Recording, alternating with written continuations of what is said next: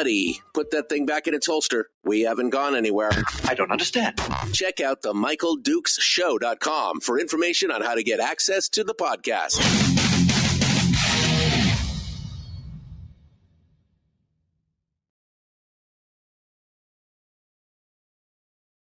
Welcome to the party, pal. The Michael Dukes Show. I have 2 guns, one for each of you. Firearms Friday. As Thomas Jefferson stated, it is the right and duty of the people to be at all times armed. Say hello to my little friend. I say that the Second Amendment is, in order of importance, the First Amendment. The right to keep and bear arms is the one right that allows rights to exist at all. The Michael Dukes Show. The right to keep and bear arms shall not be infringed. Firearms. From my cold, dead hands. Friday. This is my rifle, this is my gun, this is for fighting, this is for fun. Firearms Friday. Firearms Friday. Good morning and welcome to the program. It is the Michael Dukes Show, broadcasting live across the state of Alaska on this, your favorite radio station and or FM translator, and live around the world at MichaelDukesShow.com on the internet. Hey, look, there, it works finally. Hello, good morning. Wow, I've been up here sitting here for an hour, and then all of a sudden everything just kind of exploded there as we got ready this morning to go. TGIFF, though, right? TGIFF, that's what it's all about. Welcome to the program, and thank you for coming on board and joining us. It is that one day a week where we get a chance to talk about issues related to the Second Amendment and gun rights and so much more. Whew, man, it's beautiful out here. Just ready to go. Today, it's going to be just you and me. A little bit cooler this morning, only about 21 degrees here at the house, but feeling pretty good. It is Friday, and you can't get much better than that. And, of course, we get a chance to talk about all the stuff that's fit to print in the gun world today.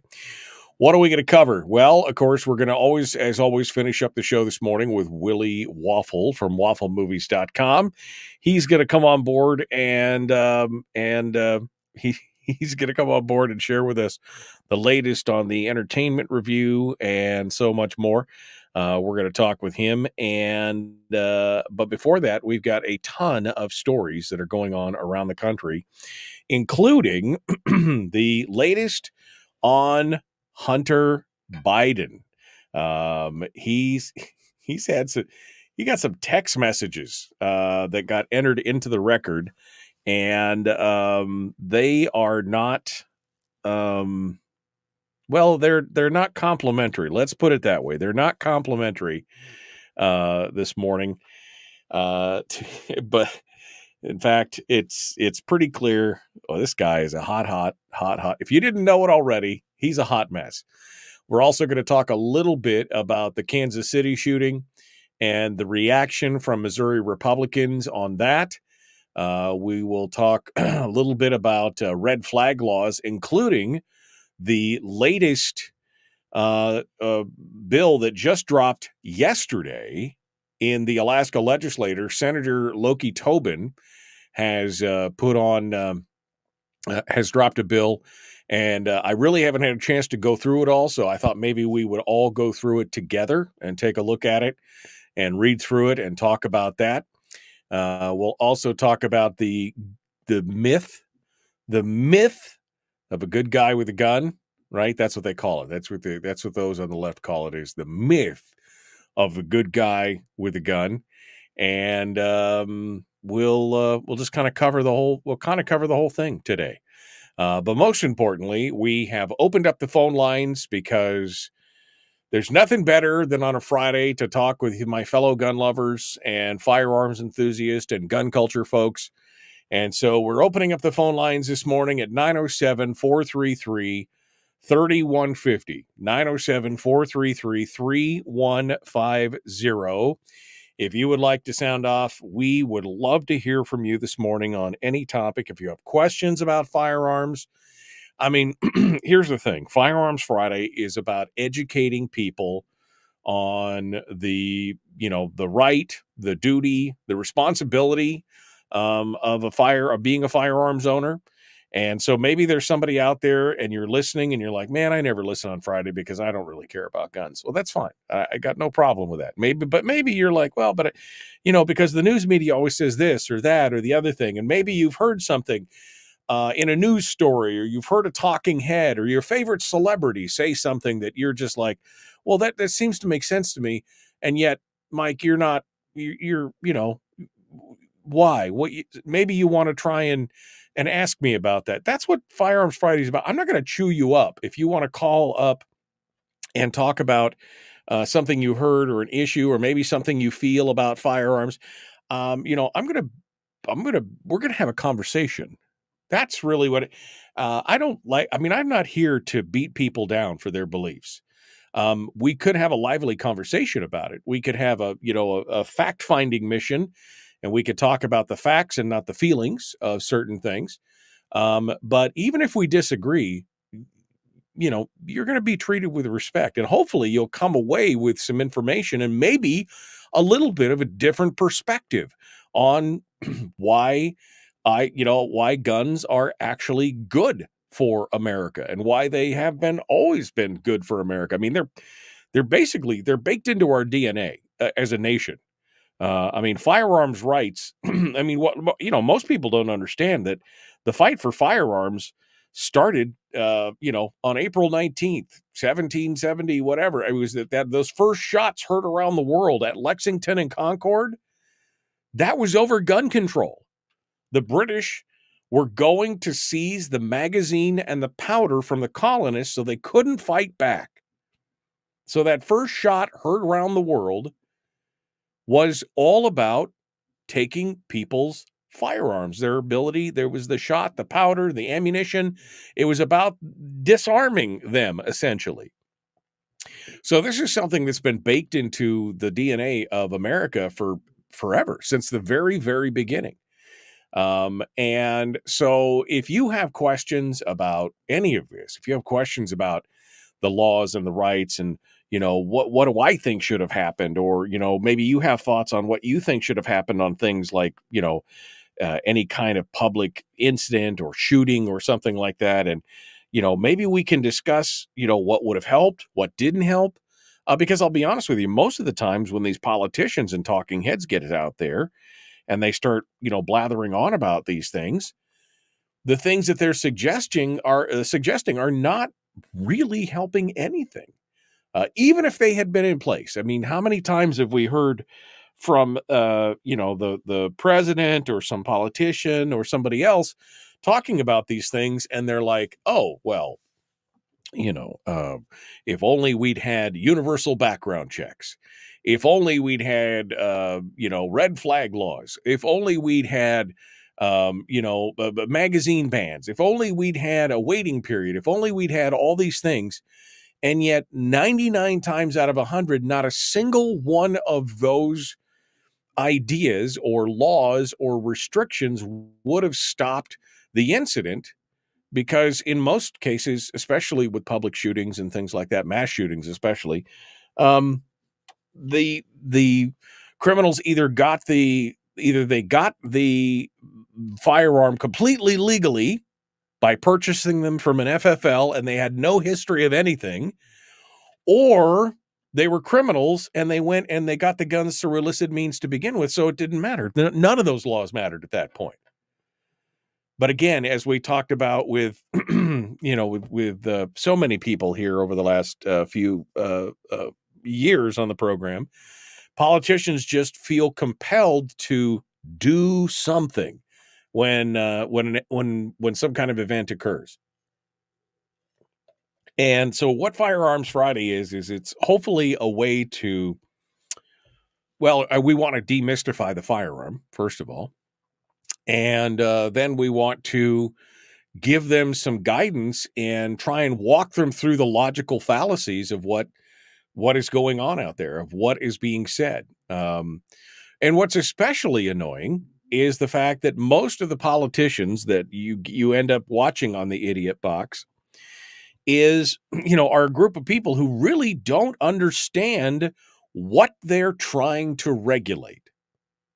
They have really conceptually, they have no idea about the particulars, about the mechanisms, about the mechanics of either the firearms or the law surrounding the firearms or anything else related to it. And so, again, they're just desperately grasping at these things. I mean, and again, it's not just because Joe Biden is a Muppet that he is seeing. I mean, these are the same things that many politicians are saying, case in point. Put a pistol on a brace, it turns into a gun.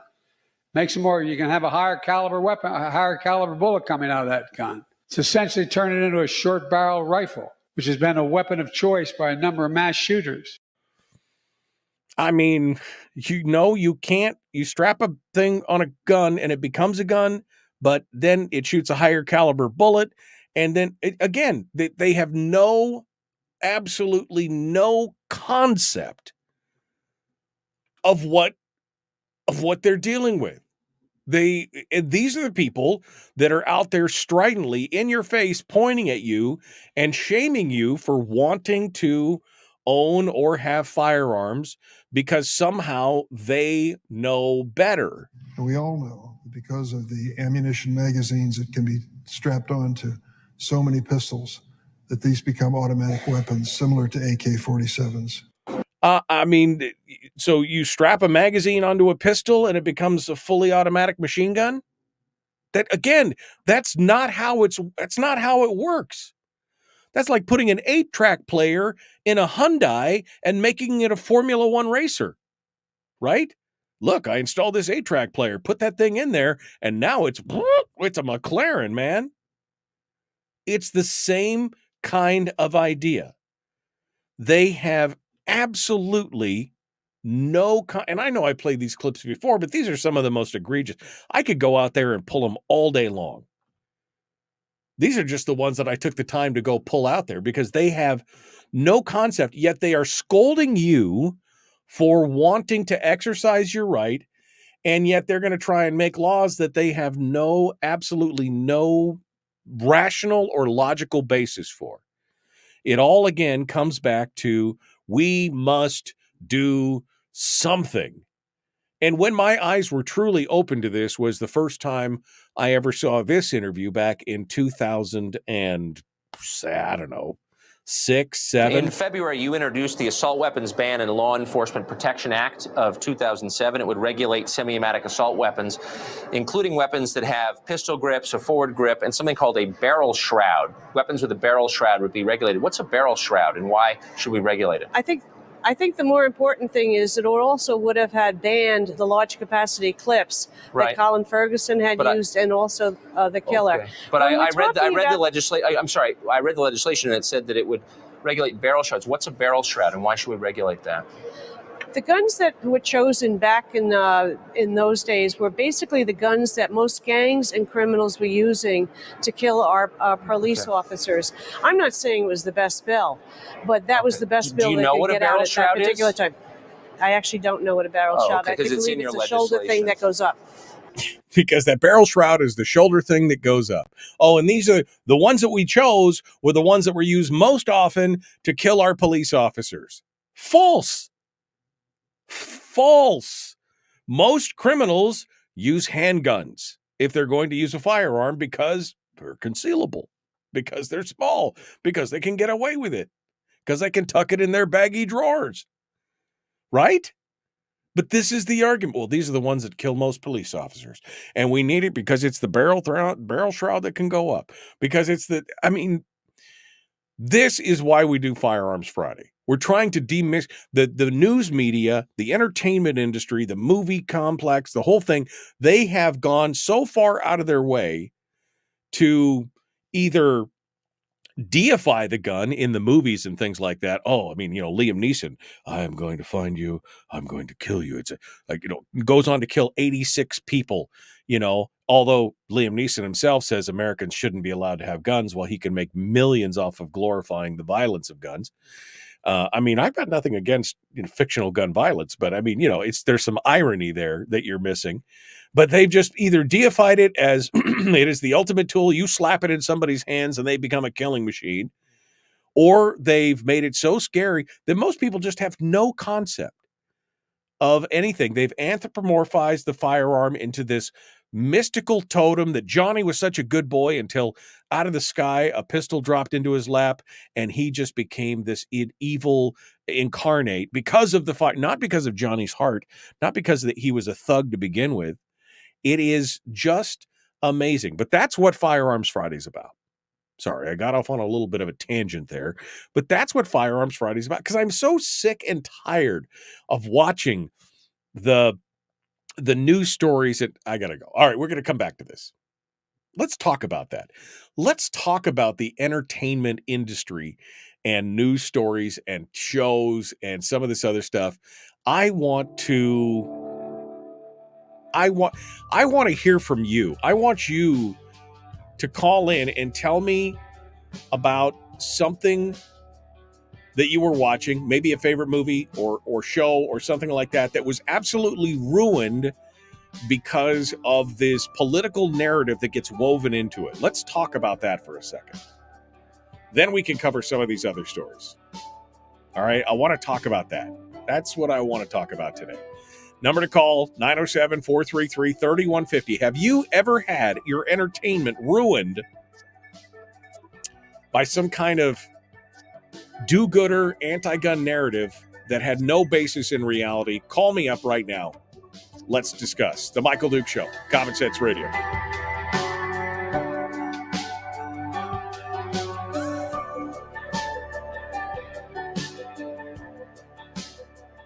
If you missed the show, you can listen to it on your time with Dukes On Demand. Oh, and it's free.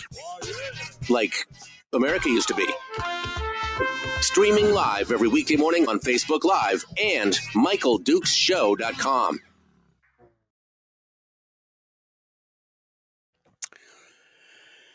Oh, man, I could have a whole page of nothing but stupid quotes from people from politicians about guns. And, it's just, these are some of the most egregious ones and some of the other ones. Designated survivors. I'm going to bring that up. That's one because I could not. That was definitely one that springs immediately to mind on that one. You should put a clip together of all of them, like a supercut. Oh my God, we could have a 30-minute supercut of every stupid, inane thing, from Greg Jarrett at Fox News talking about how you push a button on an AR-15 and it becomes a machine gun, to, that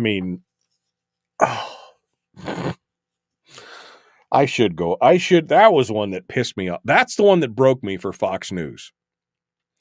That's the one that broke me for Fox News. I was already on the fence about it because of some of the things that they were saying. And you can't ever go to one. To me, I was always looking for the balance. I was always reading everything, but my favorite was Fox News. And that was the one right there that broke me for Fox News.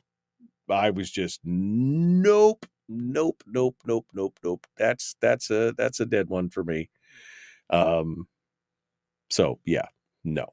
Sorry, that's a full-on nope for me. Okay. What else we got here? I think Durbin, Chris, because it was Dick Durbin. That story about the strapping the pistols on the thing. And we all know that because of the ammunition magazines that can be strapped onto so many pistols, that these become automatic weapons. So, that's Dick Durbin. He says, I think Durbin was reading his clip from a paper someone else wrote. I wonder if they go back and listen to what they say. Okay, maybe. But the thing is, even if you're reading it, You got to put some you got to put some context in it. But I mean, Carolyn McCarthy eventually she just acknowledges that they don't understand what they're trying. They just don't understand what, anything that they're trying to regulate there. Just doesn't. Rick says, of he vote, are you saying you want to vote or you are voting for 1-minute clips from stupid politicians? Man, I could put a 1-minute clip for supercuts on guns from Biden alone, let alone all the other nabobs. All right. Jeffrey says they have staffers for that, writing their clips. They just can't be bothered with the facts. It might interrupt their fundraising. And when you said he was reading that clip, was that a high capacity clip that he was reading from? Or was that Nothing is worse than I'm listening to an audiobook right now that I'm really enjoying. It's good. I'm really enjoying it. But when it comes to guns in the book, he keeps talking about clips, and the main character's got some kind of phobia about guns. Like he's a con man, but he hates guns kind of thing. But the situations that he keeps being put in, he would be best served by having a gun, but he's like, oh, I just can't. I hate guns. And then he keeps talking about clips and all this kind of stuff. And I'm just like, oh, you're ruining it for me, man. You're ruining it for me. Nabobs, says Gail. Michael, what's a nabob?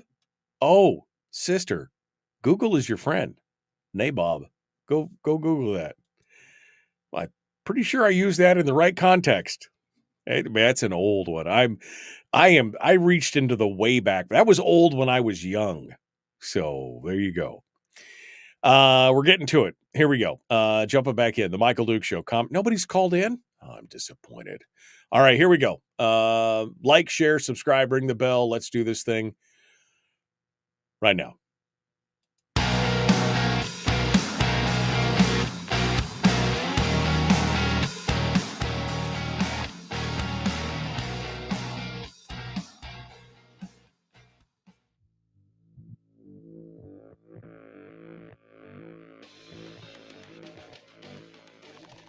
What the hell's an assault weapon? If we could just figure out how to get all of the murder guns and the attack guns and not keep selling those to people and just sell protection guns, I think that would be great and solve a lot of problems. Does this mean that if we hurt your feelings, you'd consider the Michael Dukes Show assault radio? Okay, we can live with that. Here's Michael Dukes. And that was Kamala Harris, our vice president. No, not really.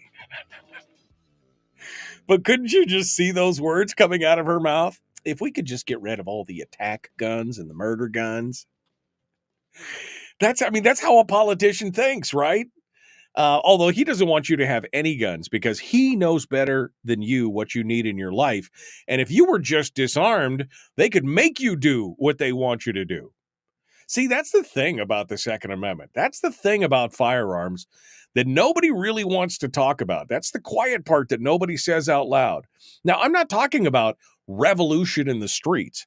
I'm not talking about, stepping up to the podium at the state house and brandishing your gun to force politicians back into the shadows or something. I'm talking about the implicit threat from an armed citizenry, the implied threat, not the outright overt threat. Politicians know, well, we can go so far, but if we push any farther, they have the ability to fight back. If we send out the police, if we send out the FBI, if we send out, in the case of New Orleans, we send out the National Guard to disarm you. If we send out, the military, well, if they're disarmed, then they have to do what we say.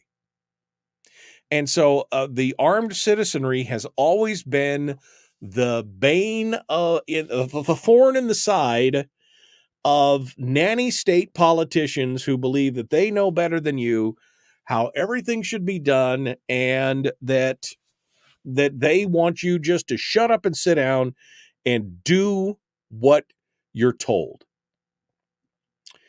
And then they pass laws and they do all this other kind of stuff. But again, they've had mixed results. Look what's happened in Connecticut. Look what's happened in New York. Looks both of them had assault weapons bans. Look at what's happened in Washington State with their so-called universal background checks, where you can't transfer a gun without going through a background check. And they found the compliance rate was almost non-existent. It was way down in the lower single digits.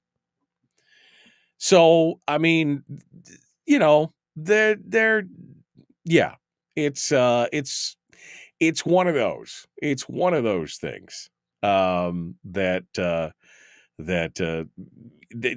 just don't talk about. But that's what I think that's what not all politicians, not everyone, but many of them. And I think most politicians, again, suffer from that disease of, we know how to run your life better than you do. And we have all these grand ideas of how to make society better. And you people who are just ruggedly independent and want to be left alone and don't want to be bothered and don't want to listen to us, if they just didn't have guns, we could make them do what they want to do.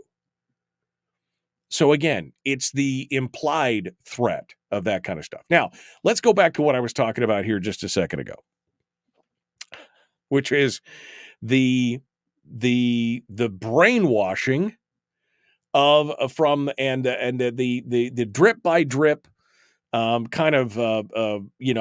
programming that you're getting from the news media, from the entertainment industry, from the movie industry, and everything like that. And I ask you to, please tell me, to call in and tell me one of your favorite movies, stories, books, whatever, that was absolutely ruined, that took you completely out of the suspension of disbelief, that took you out of the thing because they got on some kind of narrative jaunt about how guns were evil and everything else. One of the most blatant examples, I had to laugh because Brian in the chat room brought it up as well. This was going to be one of my first examples that is probably one of the most egregious examples.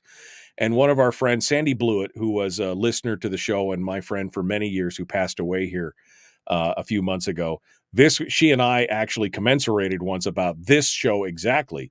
But it was the show Designated Survivor with Kiefer Sutherland, who, again, here's another guy who has made a ton of money,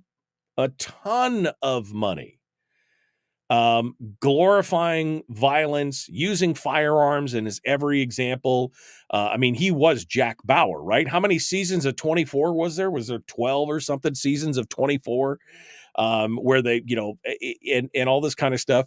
And in the show Designated Survivor, he becomes president of the United States because there was some kind of attack against the Capitol and blah, blah, blah, blah, blah. And now he's thrust into the role of president. And, there was a really cool story. There was a lot of backstory about what was the intrigue, what was the whole plot, were there people inside the government? And it was really going on to to a very cool place of there was a conspiracy and were there explosives in this building and I was really digging it. And we got about, I don't know, must have been 6 or 7 episodes in. And then they just went off the rails. He's president, and now he's dealing with a shooting of some school children or something. I don't even remember. But they had an episode about this, and it kind of, how some television shows, how they have like a main overarching story arc, and then every now and then they'll throw in an episode that's kind of a standalone episode that deals with another issue before they go back to the main story arc. So this was initially kind of one of those. And he got, Kiefer Sutherland got up. Now he's a producer, and he's one of this was his show. He wasn't just the star. He was producing it. I think he directed a few episodes. This was his baby, right? And so Kiefer Sutherland gets up there as the president and just starts going on and on about how Americans and their sick love affair with guns and all this kind of stuff. And I thought, okay, well, it's just an actor doing his thing to get his piece out, and then it'll be fine, right? I mean, it really pissed me off, to be honest with you, because first of all, it was totally out of character with the whole tone of the show, but it really upset me. But I'm like, okay, but I can set that aside. It was a standalone episode. We'll go back to the story arc, and I can enjoy the rest of it. No. This dominated the show for like 3 episodes, and they were all more preachy than the next. And I was done. I just quit watching it. The thing went on for a couple more seasons, I think. I don't know if I don't even care. I was just so done with that. It's like one of the I don't watch. My wife and I way back in the day watched Law and Order a little bit, mostly for her because she likes police procedurals. But at one point, Dick Wolf and the whole crew over there, they got so preachy about, that somehow they always portrayed the homeowner or the person who was trying to protect themselves with a gun as some kind of idiot or, maybe well-intentioned, but so retarded for wanting to have a firearm and how guns were evil and everything else. I quit watching that. But one of the biggest ones, the ones that really, probably my first real aha moment came out. How far back was this? 1989. So I would have been 2 years out of high school, right? So I'd have been 19 years old, 20 years old. And I'm watching Lethal Weapon 2. Now, for those of you who are, that's 1989, right? So 30 years ago, I'm watching Lethal Weapon 2. Great movie, right? Lethal Weapon 1, Mel Gibson, Danny Glover. They're killing all the bad guys. It's a great movie. I mean, just a huge blockbuster. They bring in number 2, and here's Joe Pesci added into the mix, and this is going to be great. And all I remember is I'm sitting there. Now, remember, I've been a gun guy since I was, Dad, how old was I? 13, 14. I become fascinated. When I was in high school, I was fascinated with firearms. I read history. It's just something that's always been in my blood.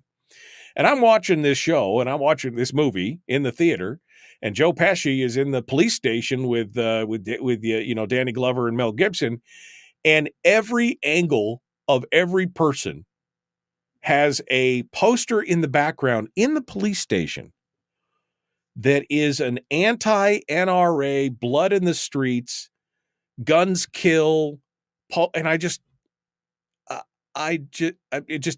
it kind of ruined the whole thing for me, because whoever was the producer, Silverstein or whoever was just, it was just insane. But that's what we've been programmed. You act like 1989 was a long time ago. Well, no, it really just seems like not that long ago, but then I look back and realize that it's 30 years ago, 35 years ago, which is more than half my life. So it feels like a long time in some ways, but in other ways, it's just, anyway, it's just, it just, that's the kind of stuff we see day in and day out. And that's the programming we're trying to fight against for people who are not gun people. Those who are not necessarily anti-gun, those who are not necessarily pro-gun. That's what we're fighting back against time and time and time again. All right, I don't have a lot of time here, but I do have a phone line on hold. Let's go over there real quick to see what you have to say. We may or may not hold you over the break here. Let's see what the caller has to say, though. We'll go over here. Good morning. Who's this? Where are you calling from? Yeah, good morning, Mike. Brady from Las Vegas. Okay, Brady, what's on your mind, my friend? What's going on?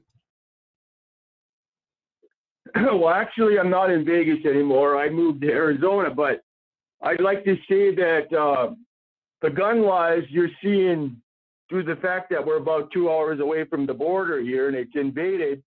You got 8,000 people a day crossing right where I'm at by Yuma.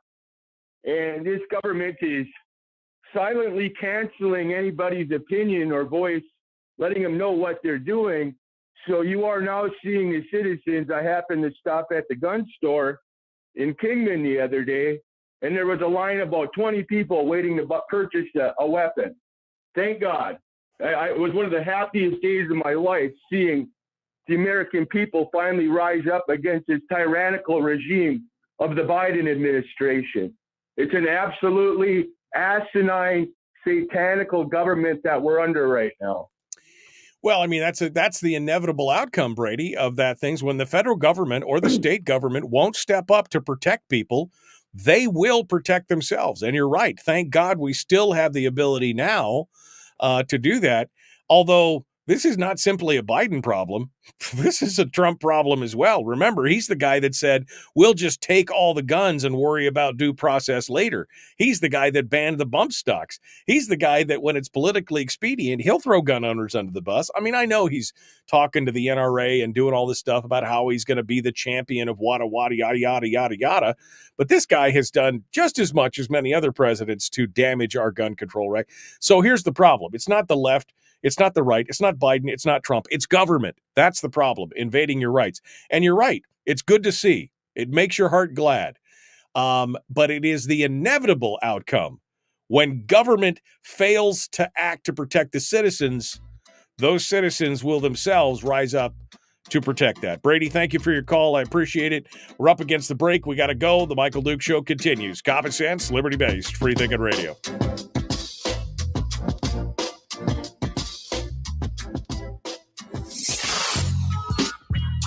What is that? Common sense. Regularly heard on American radio. Michael Duke Show. Radio.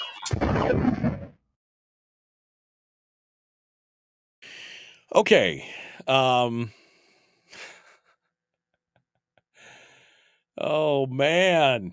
Where are we at? What would happen if a 2A scholar could articulate something anti-2A? What do you? I don't. Maybe I haven't had enough coffee yet, Jeannie. But I don't understand. Can you give me an example of what you're saying? What would happen if an if a 2A scholar could articulate something anti-2A? I'm just curious about that. Bill is having problems with his Facebook. Well, your love-hate relationship with Facebook, they probably broke your stuff on purpose, and then they're just like, let him twist in the wind on that one. Okay. Brian says he's been a gun guy since St. John of Ogden was in diapers. Yeah. I mean, I can remember being fascinated with firearms, in 9, 10 years old, reading Louis L'Amour and understanding, his discussion. Louis L'Amour really has a great treatise in most of his books, especially the longer ones that talk about the history of the country and kind of go through it about, how guns were important and all that kind of stuff. And that really kind of was my basis of that. And it just grew from there. I mean, it just grew from there. Good morning. A lot of Republicans are Democrats and no Democrats are Republicans. I think you're getting stuck on the labels, Kyle, quite honestly. I think you're getting stuck on the labels because there's plenty of Republicans who call themselves Republicans who maybe even be considered not rhinos. But again, it's the answer is, do you want more government or do you want less government? Do you want more freedoms and to be left alone, or do you want less freedoms and be left alone? Republicans are fine about keeping government out of one thing, but then they want government to get involved over here because of their thing over here, whether it's a social issue or something else. That's the problem. Don't get hung up on the left and the right. What if I told you that the left and the right were all part of the same coin, right? Or if the left wing and the right wing, what if I told you that they were all on the same bird? That is the thing. You're right, Kyle, 100% the problem. Anyway, that's what's going on there. Oh, hey, look, I got another call. We're going to talk to you here. Hold on a second, just caller. Don't go anywhere. Get off my lawn. # get off my lawn. Yeah, buddy. I'm not right. I'm not left. I'm not Republican. I'm not Democrat. I'm not libertarian. I'm a human being that wants the best for the rest of the human beings. And I want some common sense. And I want to be left alone. I want to pay low taxes. I want to be able to go build things and prosper and get all the things that have been promised to me in the Constitution of this country. That's what I want. And until people wake the up and stop identifying with left or right, Republican, Democrat, black, white, gay, straight, all the until we figure that out and stop doing that, we will continue to be abused by these people who hold the power. Yeah, buddy. Preach it right there. All right, let's go to the phones and see who's there. We'll get them set up for the return to radio, which is happening in just over 90 seconds. Let's go over here. Good morning. Who's this? Where are you calling from? Well, Michael. It's Fred, Rhode Island. How you been? Well, Frederick, my friend, how are you? Hold the line, my friend. We'll be right back to. Did you send me your address? No, I haven't gotten around to it. I'll get around. It's MichaelDuke.com, MichaelDukeShow.com, right? It's me at MichaelDukeShow.com. Yeah. If you just go to the website, you can also send me. Yeah, there's a contact button on the website. Okay. You can go there and send me. You can send it to me there. All right. Hold the line, Fred. I'll be right back to you. It's Frederick in Rhode Island. Good morning, my friends. It's Friday. Stand by for guns. Oh, man. Get off my lawn. I can't remember what that guy's name is now. The guy that I just played that clip from. He came up on one of my feeds, and I was like, holy cow. And so whenever I see him, I try and go back and watch some of his stuff. He's profane, but articulate. Profane, but articulate. That's it's good stuff. All right, let's Polly two-faced tick blood sucking maggots, says Alaska grown. I don't know exactly who he was talking about there, except for maybe politicians, which seems about right. That seems about like the right you should play that clip every day, says Rick. Yeah, I probably should. All right, we're going to jump into this, and we're going to continue. Fred's on the line. Phone lines are open. If you guys have had the same experience that I have and have been pissed off by media or movies or TV, I'd love to talk about that. Let's get into that. Here we go. Common sense, liberty-based, free thinking radio.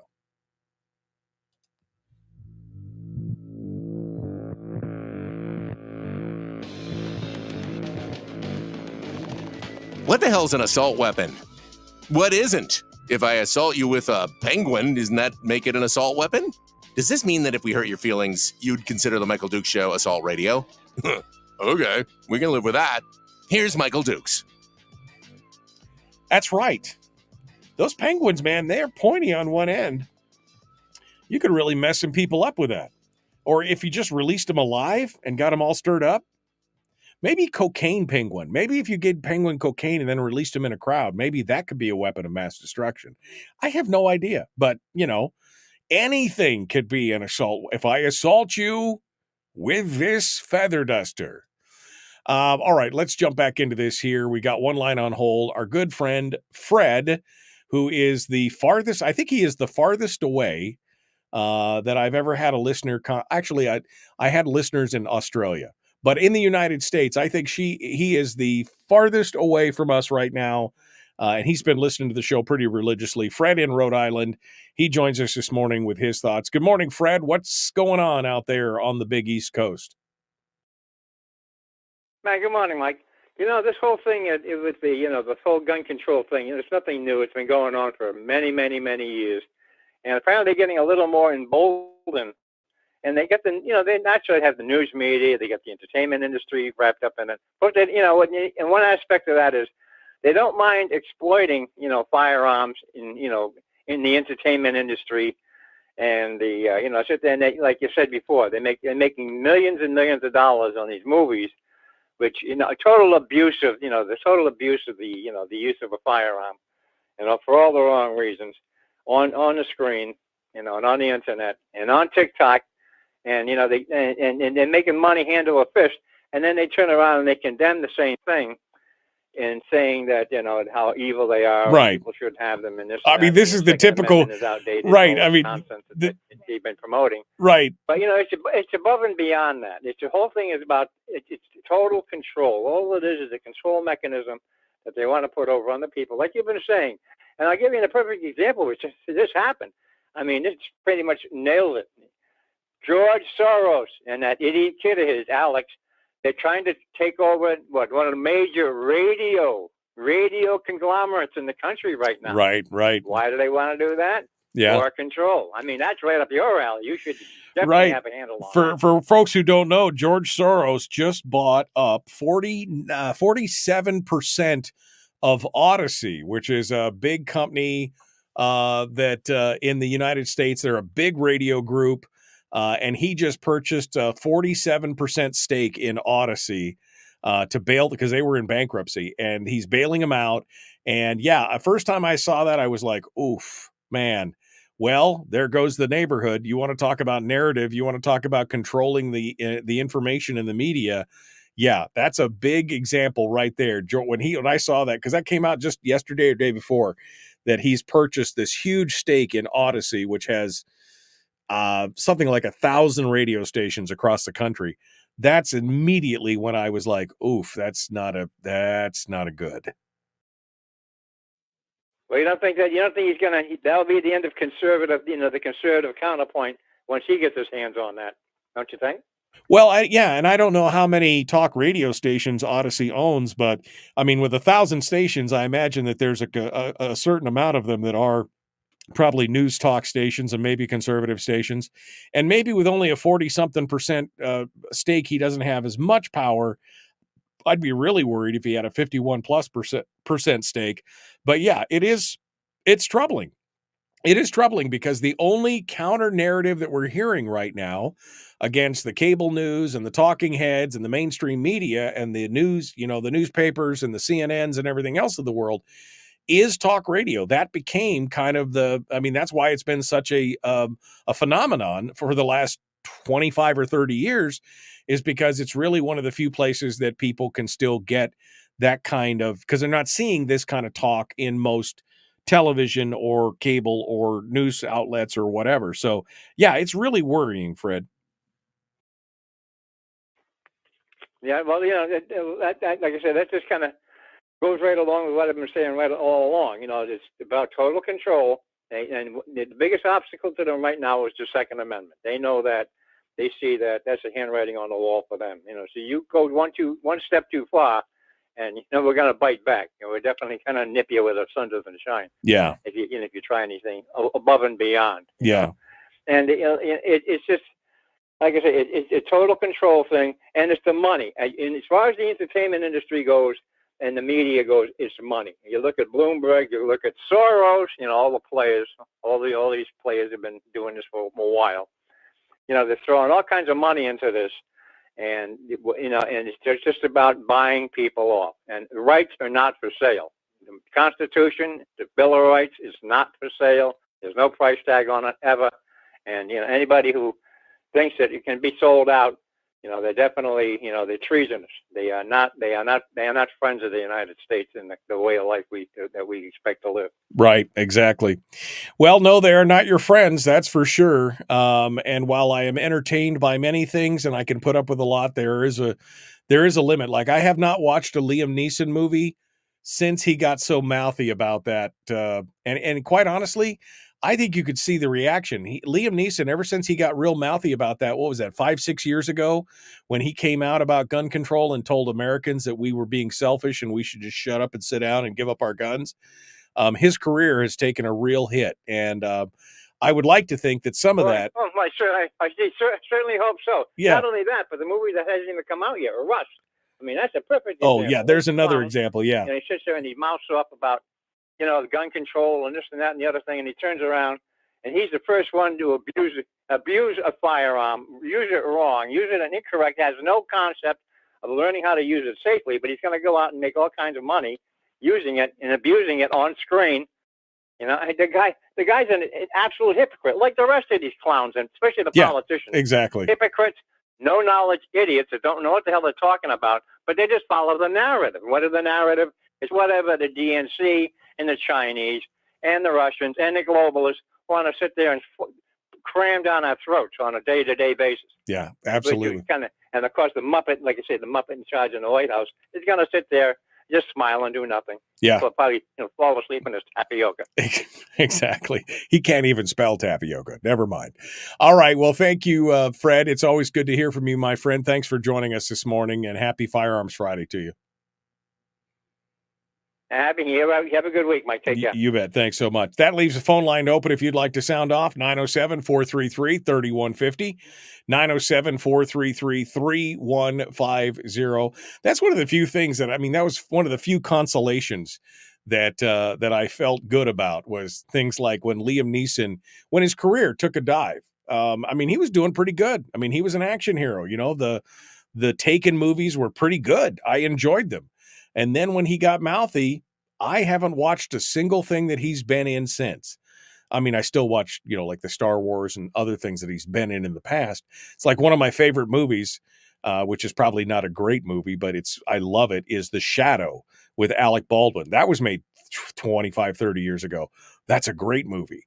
And there's lots of guns in that movie. I like that a lot, but I don't watch much else with Alec Baldwin in it. All right, let's go over here. One more phone call before we go to break. Good morning. Who's this? Where are you calling from? Good morning, Michael. This is Ron in North Pole, and you kind of struck a responsive note in me with the shoot 'em up TV shows. My wife sometimes becomes mildly irritated with me because I call out all the mistakes. But at any rate, I think the biggest one I ever saw was on one of the Feeble Eye series things, where the officer's cover garment brushed back, or the agent, I guess more correctly, and it revealed his pistol, and it was sitting in a Serpa holster. I know of no law enforcement agency around that would dignify a Serpa holster by issuing it to its agents. Right. No, I totally agree. My wife hates it because I will gun sin something and she'll be like, "You're ruining it for me." I'm like, "Yeah, but they would never." But she's like, "You're ruining it for me." But he's not using cover. He's just standing. Oh, but you're ruining it for me. All right, I'm sorry. You just, standing out in the middle of the road, taking fire from all sides, not using cover, which is 5 feet to your right, or whatever else we're gun sinning. You and I, Ron, we're birds of a feather. That's what we got. But I agree. It's horrific. Things like cup and saucer grips, the whole 9 yards. Oh man. All right. Hold a second, Ron. I want to talk about this off the air. We got to go. Hour 2, dead ahead, the Michael Duke Show. Sorry, Ron. We were running up against the top of the hour there. But yeah, you watch some of this stuff and you're like, go ahead. I am so, first of all, they seem to have gotten better about how my 6-shooter is suddenly a 15-shooter, right? They've gotten better about, showing actual having to reload. And I am impressed sometimes because I've watched some shows that are maybe considered more low budget, not necessarily, and they've got good trigger discipline. They've got good muzzle discipline. They do, they've really gotten better about a lot of that stuff.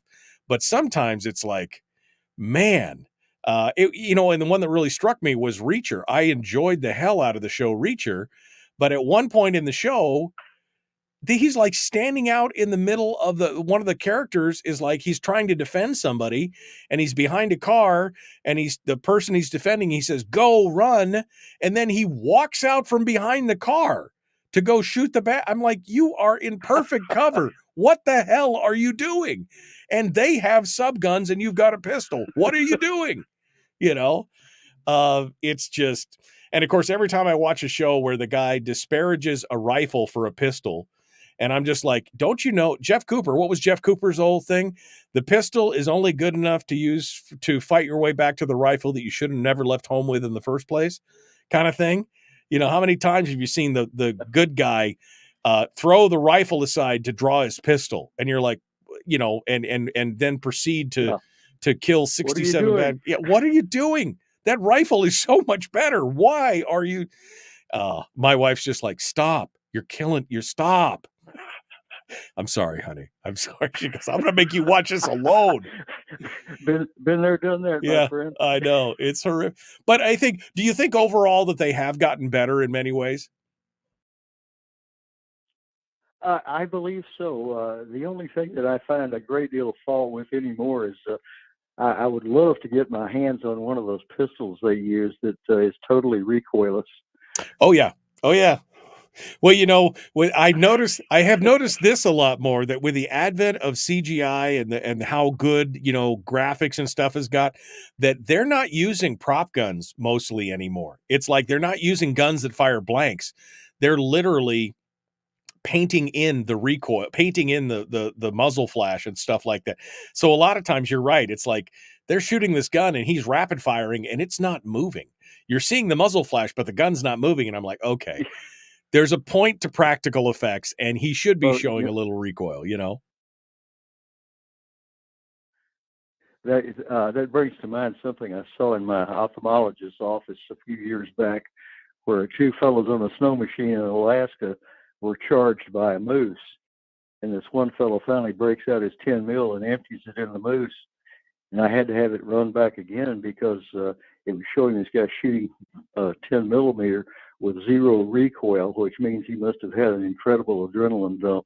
Yeah, exactly. He must have had. Hold it right there. Hold steady. Oh, man. All right, Ron. Well, thank you. Thanks so much for sharing with us. I'll cut you loose, Michael. You have a great day. Appreciate it. Thank you for calling in this morning as well. Boy, this is not where I was expecting the show to go today. I love it when the show is like this, when it's so, just organic and free form. So what about you guys? I mean, again, I know that Brian and I are in agreement on Designated Survivor. Is there anything else that you guys have watched that have just turned you off from a show or a movie or an actor? I think the Liam Neeson is a prime example of that. The hypocrisy of that guy.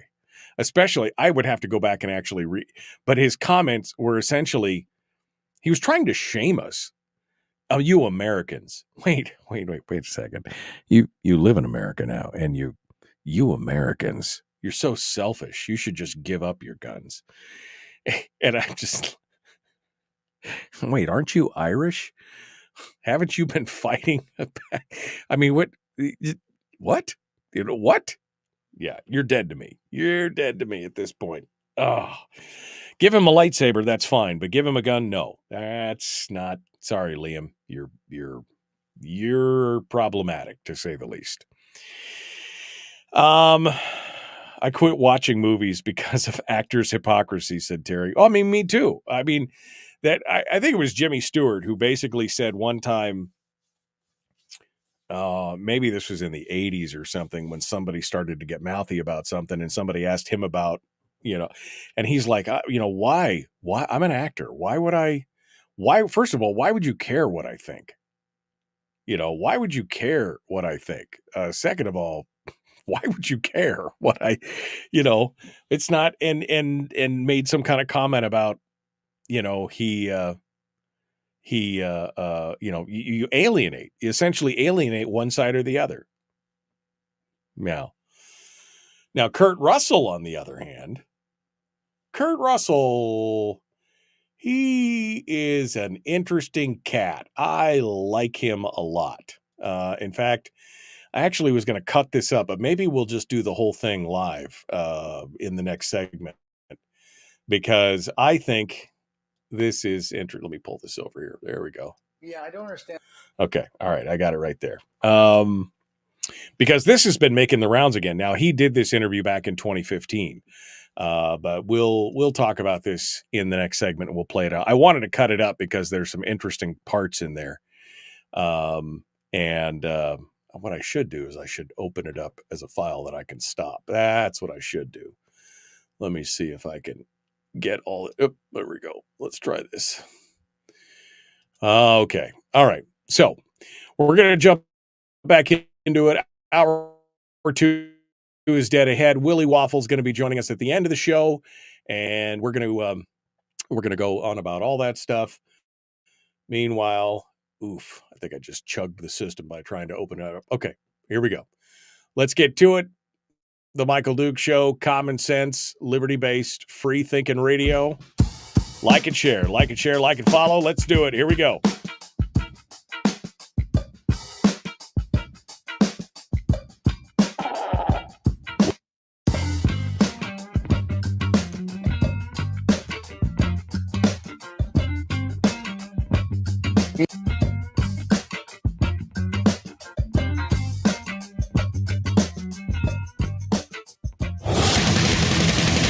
Whoa, buddy. Put that thing back in its holster. We haven't gone anywhere.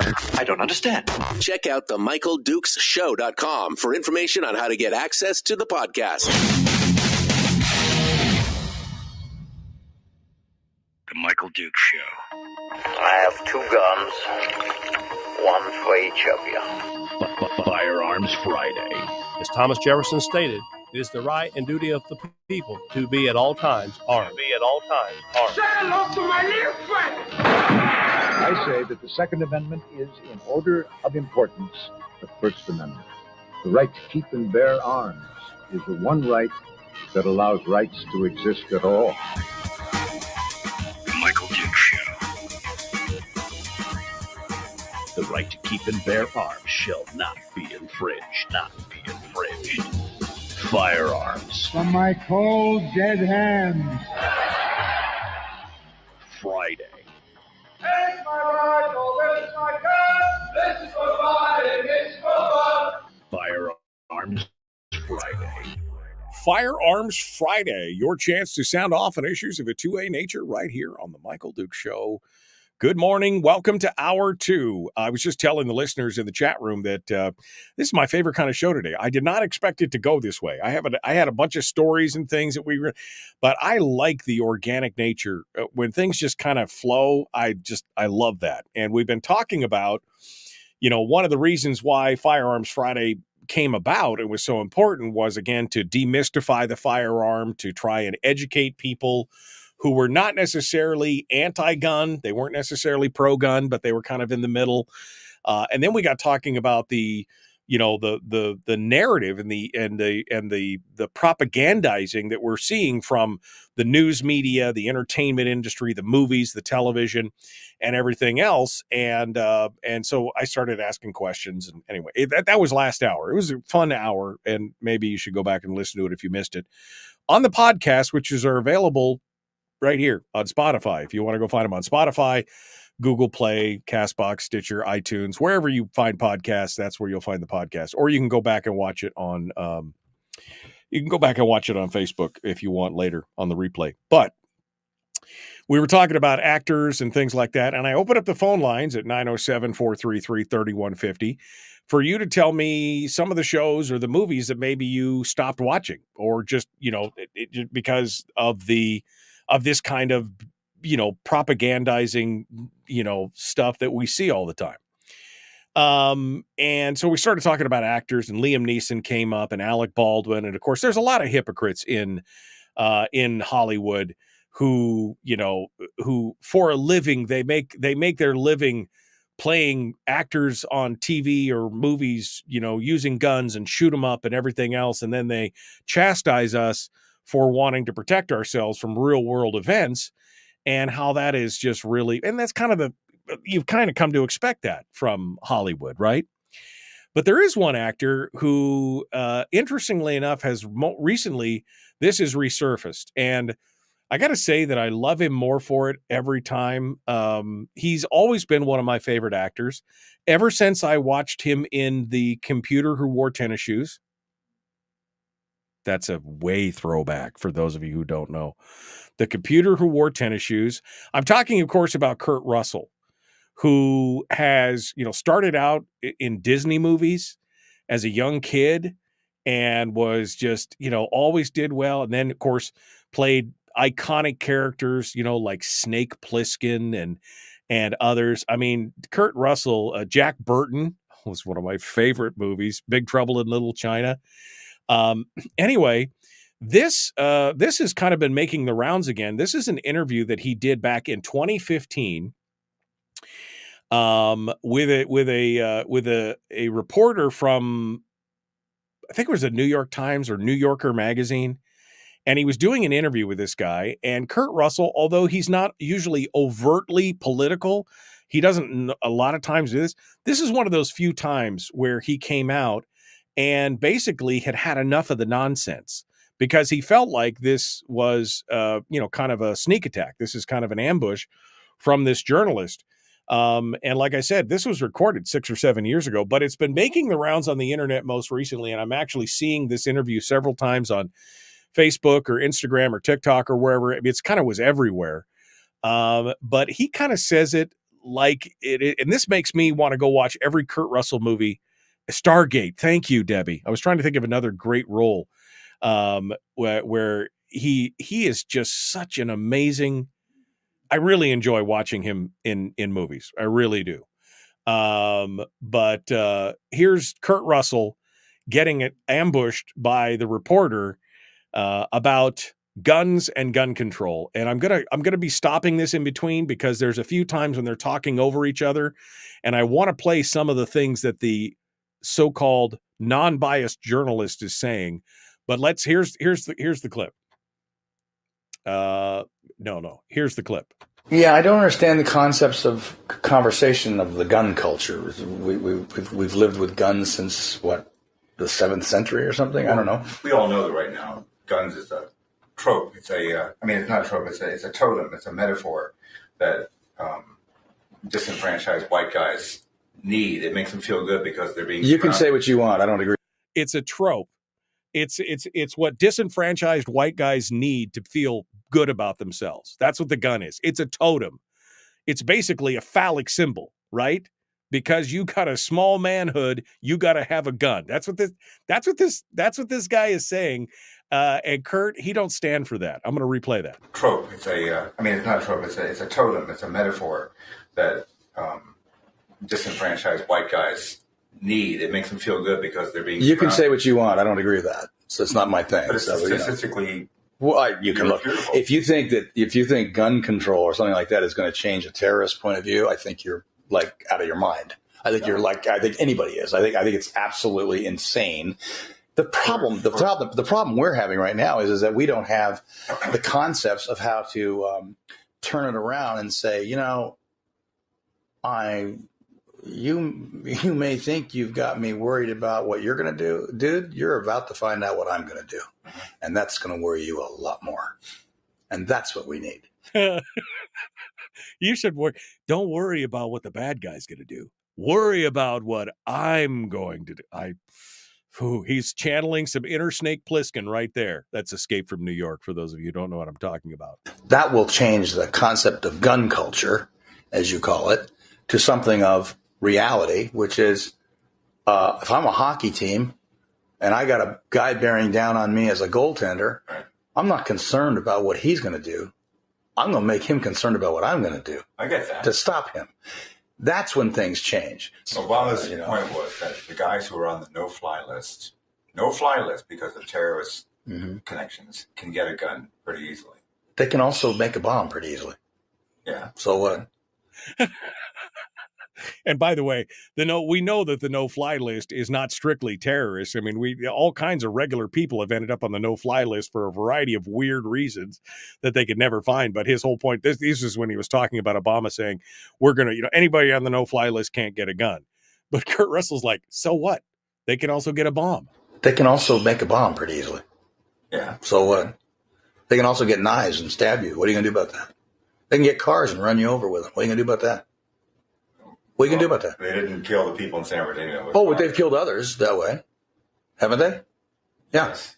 Yeah. So what are you going to do? Outlaw everything? That isn't the answer. Just put some controls. Put some controls. Just put some controls. Just put some controls on. In California, he's talking about the San Bernardino shooting where the two people shot up the YouTube or the Google studios that were terrorists, a husband and wife terrorist team. That's what they were really. They were sleepers. But I mean, just put some controls in. Just put some controls. Put some controls. What? So the people who want to defend themselves can't? No. That's the crux of the whole thing, right? Put some controls in, because criminals are going to listen to controls, but those law-abiding citizens, they just so that they can't defend themselves? So the people who want to defend themselves can't? No, not so you can't. Just so the idiots can't get a hold of them. That's Do all. you really believe they're not going to? Are you serious about that? Yeah, Are you seriously? What good will that? Oh my God! You and I just disagree. Okay. You and I just disagree. I understand that you think that you can control the behavior of people that are dead set on taking your way of life away from you. I think you can control that. No, and there's only one thing you can do with that, and that's say, no, dude, that's not going to happen. That's just not going to happen. With you, Good talking with you. You can hear him at one point. He's pulling the mic off. He's like, he's had enough of this nonsense. Right there at the end, you can hear him like as he's talking. You can hear him pulling the mic off. He's like, I'm done with this. You're a moron. Do you really think that what you're doing is going to stop people who are dedicated to trying to kill you? Do you really think that's gonna fix it?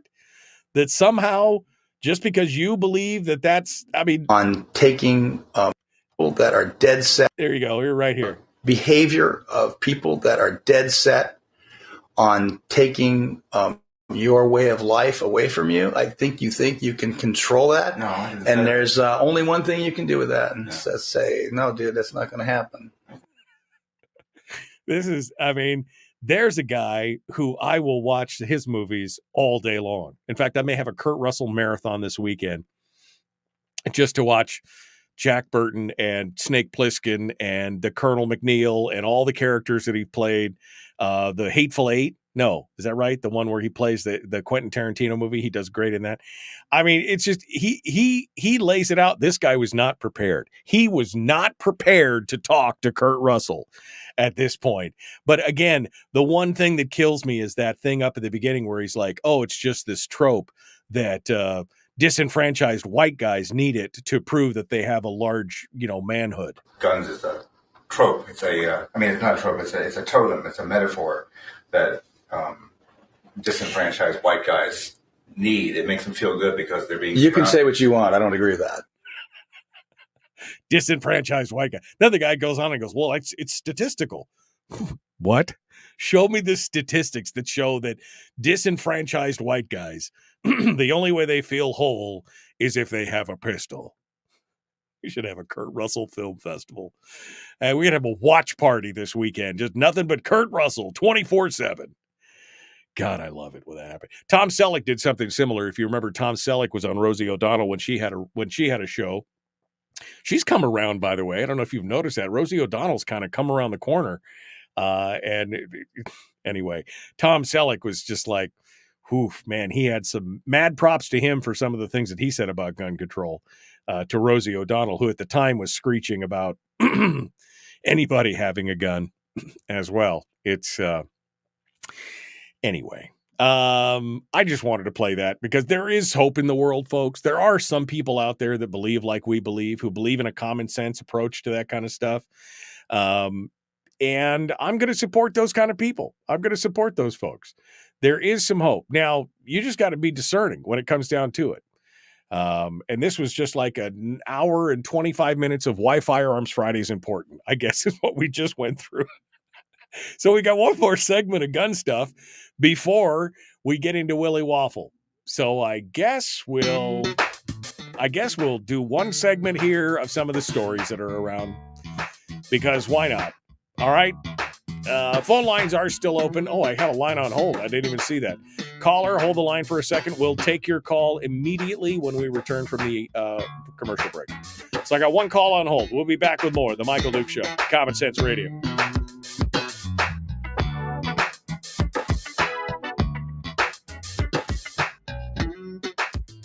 We're broadcasting through a series of tubes, allowing all of these entities to provide streaming stuff going on the internet. Well, it's kind of hard to explain. Sorry.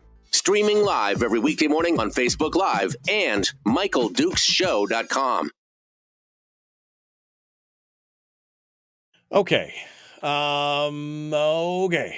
We got one caller on hold. Let's go over there real quick and we'll get their name so that we know who we're talking to when we return to the radio. Good morning, caller. Who's this? Where are you calling from? Good morning, Michael. My name's Bill. I'm calling from Fairbanks. All right, Bill, please hold the line, my friend, and you will be number one with a bullet as soon as we get back. Putting you back on hold. We'll be number one as soon as we get back on the air here in just a couple minutes. All right. So you've been holding for a little bit, and I appreciate that. I'm sorry I got so into that Kurt Russell clip that I wasn't even paying attention to the phone lines coming in. I just wasn't even paying attention. Chat room went kind of dead quiet. I mean, what do you guys? So what do you think? I mean, is this okay? I just, what's happening? What did we ever decide for? What did we ever decide for Ask Me Anything? I was going to try and do it this week, but this week has been a total pooperate.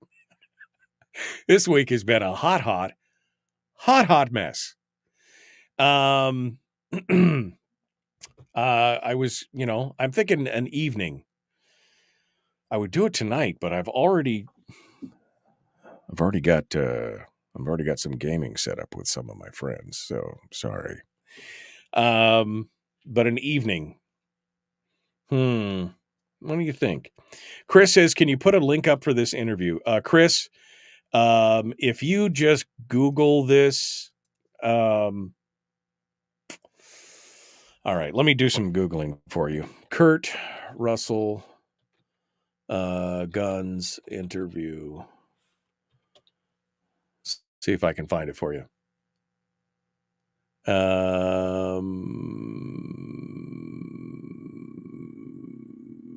think this is it.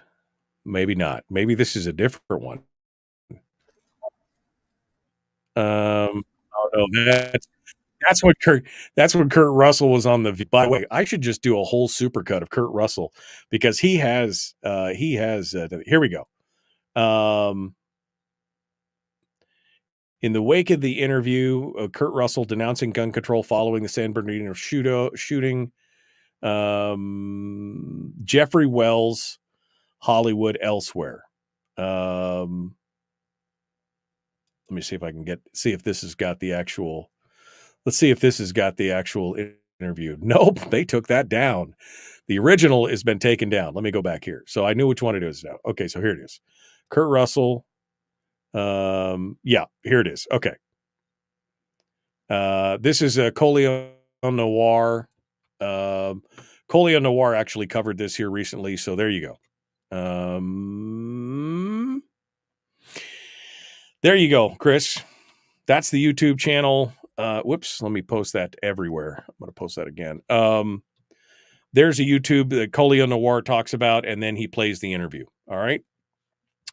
Predetermined weeknight evening. Wait, what? You have friends, says Jeannie? You scared the Brian says, I scared the normies. Apparently I scared all the normal people off. That's why nobody's talking in the chat room. Yeah, I'm thinking an Ask Me Anything. Probably.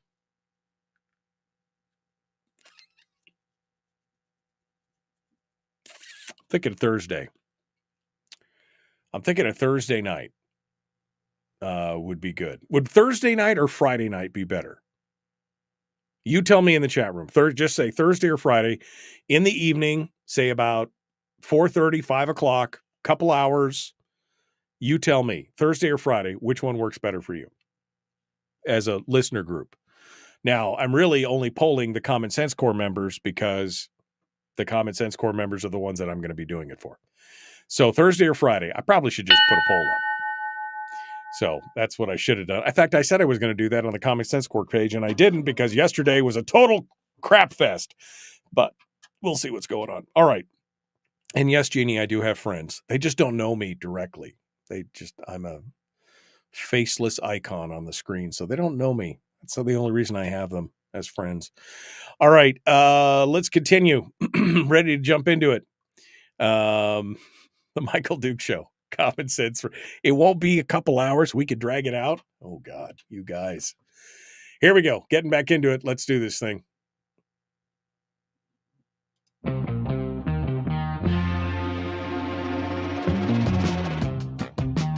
What the hell is an assault weapon? Does that mean that if we hurt your feelings, you should consider the Michael Dukes Show assault radio?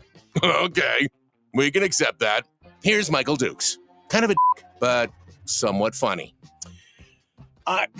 What?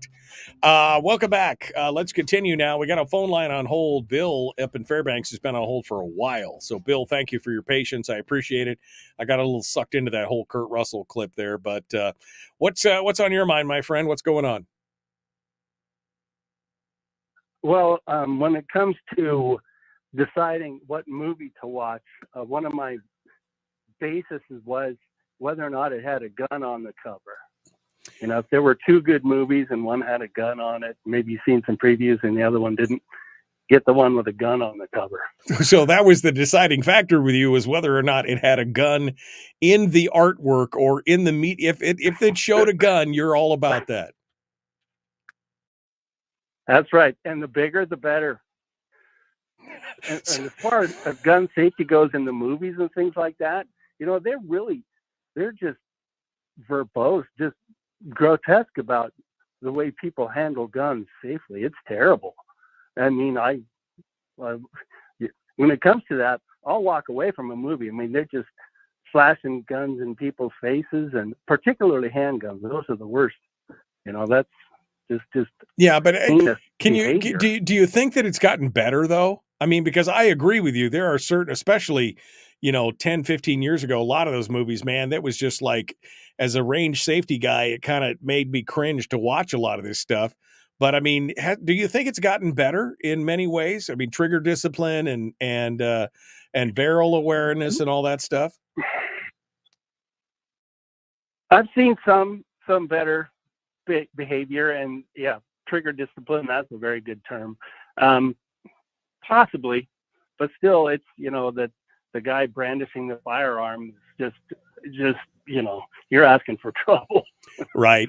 Well, to me, at least I know. Like Kurt Russell said, I got plans for you. Yeah, exactly. No, I will say that something like John Wick, though, I think that is. I mean, that's the epitome of they do a pretty good job of gun handling, and I call that movie gun fu. That's one of my favorite gun fu movies. I think that is. So I think it has gotten better, but you're right. It's still pretty horrific a lot of times. Definitely don't get your gun handling tips from watching network television. No, don't do that. Yeah. Okay. Hey, thanks a lot for calling the call. Thanks, Bill. I appreciate you waiting and calling in. Thank you so much. Let's go over here, see what you have to say. Good morning. Who's this? Where are you calling from? Paul from Soldotna. Hello, Paul. What's on your mind, my friend? Well, one of the you didn't bring up the movie Overboard, which was one of his best, I thought. Oh, and, you're right. I forgot about that. You're right. That's excellent. Movie. Excellent. Yeah.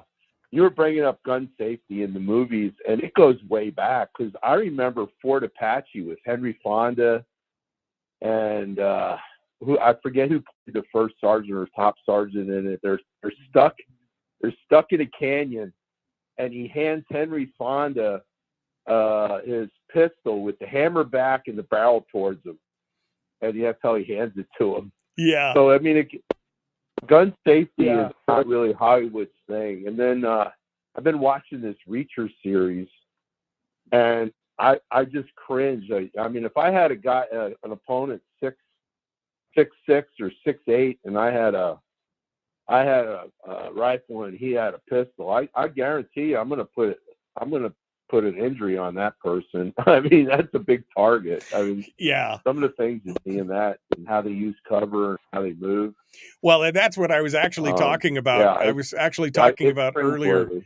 When I said that I was watching a show and I was cringing because the character leaves cover. That actually in the break, I actually said it was Reacher. Here's a guy trying to protect a kid behind a car. They've got cover. They're being shot at. He says to her, "Run, you go." And then he walks out from behind cover out into the middle of the street and gets riddled full of bullets. I'm like, well, yeah, why? There is some stupid, and I know some of it's just narrative. He was behind the wheel like he was supposed to be. Yeah.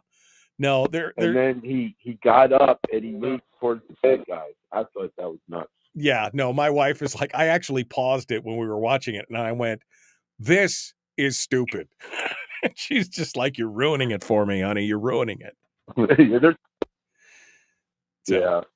But you were talking earlier about Nielsen. I did the same thing. I didn't know anybody else did. As soon as he made the comment about the guns, I never watched another one of his movies.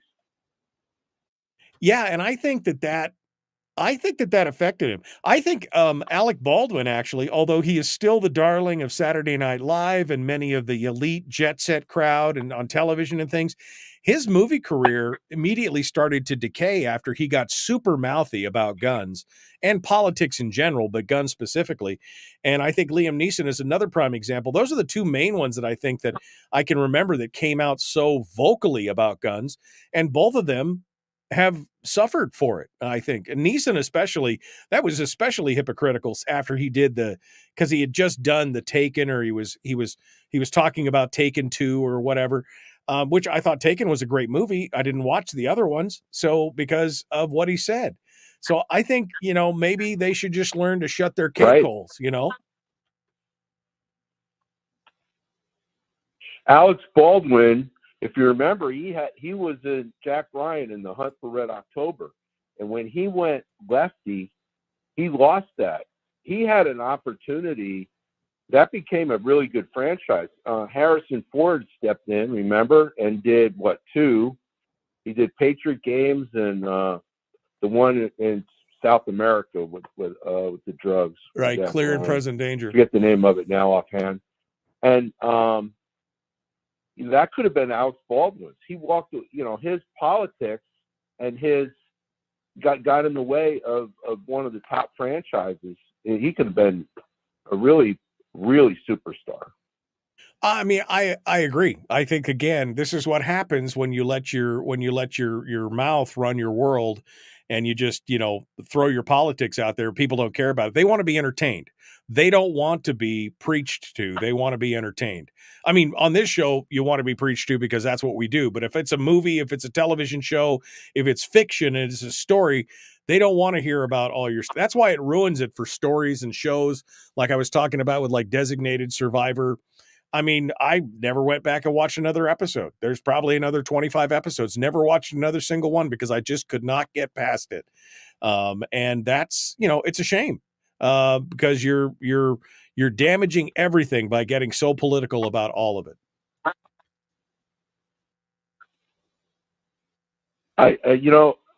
Are you my brother? Because I did the same thing with Designated. I thought I was the only guy who did that.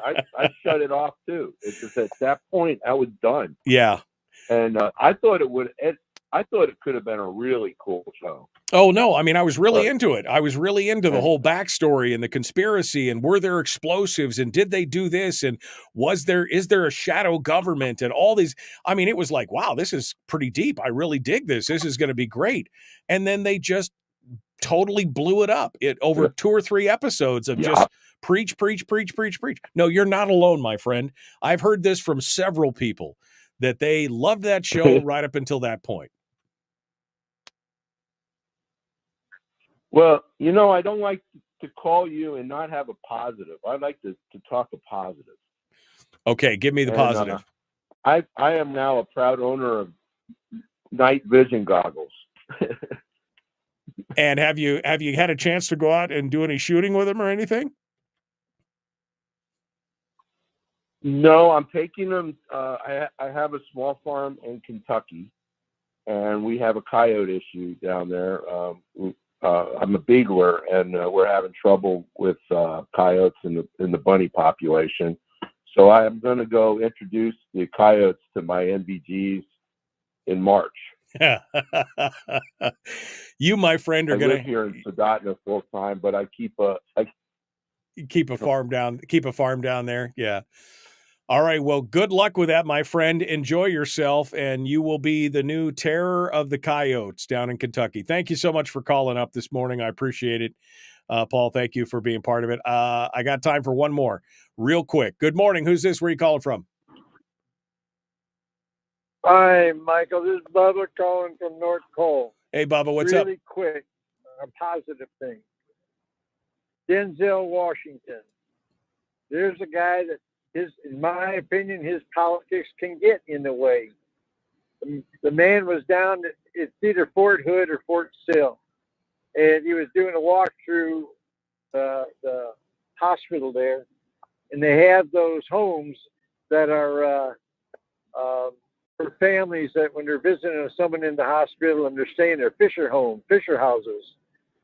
And he got done and walked out of one of them, and he says, "What's it cost to convert one of these to a Fisher house?" And they gave him a number, and the man wrote a check right there on the spot. Yeah. Denzel Washington's okay in my book. Oh, yeah. Denzel Washington is another one that I will watch all day long. Absolutely. All right, Bubba. Hey, thank you so much. Folks, we are running out the clock here. I didn't even get to the stories. I love that. I mean, that's just so much. When I've still got a full load of prep that I did for the show that we didn't even get to, that's when I know the show has been a lot of fun. We're going to continue here. Willie Waffle's coming up next. The Michael Duke Show. Common Sense Radio. Back with more right after these messages. Don't go anywhere. Streaming live every weekday morning on Facebook Live and MichaelDukesShow.com.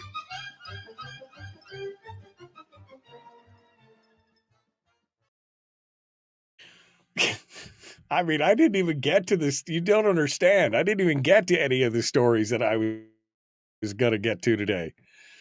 Yeah, Overboard. That was another great one. Overboard. I totally forgot it. It's interesting if you follow gun tubers, I've noticed the trigger discipline is almost overemphasized, obligatory finger along the frame, because they know they will catch grief in the comments. Yeah, absolutely. Absolutely. The first time you tippy tap, your finger even drifts towards the trigger guard, they'll be like, "Hey, that's bad trigger discipline." Hey, that's a bad thing. Yeah. No, you're fine, Paul. Thank you for calling in this morning. Paul says he was apologizing for the delay. I don't think it was necessarily you. Don't worry about it. Maybe I should list the stories in the comments. Well, here's the red flag law. And I haven't had a chance to really go over it. This is the red flag law that Loeb and Toki put together here. Here's the latest on that Kansas City shooting, where it looks like that the people who were shooting, that it was just a dispute between teens, juveniles, who weren't supposed to have guns in the first place. So there's that one. What was the other one that I was going to pull up here? This is a story about the good guy gun myth, and we were going to blow this one apart. There we go. Oh, and the PragerU luncheon in Fairbanks. I forgot. Don't tell anybody. I'm going to do it on Facebook. Today. I totally forgot. I got so wrapped up in the show that I totally forgot. So I'm going to put a post out on Facebook, and I'm going to pick a couple random folks from Facebook. So be looking out on my Facebook page today for random giveaways for Dennis Prager in Fairbanks. So those are some of the stories that I was going to dive into. And then the fact that this was the other one, that the recent shooting in Times Square, you heard about this shooting in Times Square, which, by the way, is a sensitive space and a gun-free zone in New York.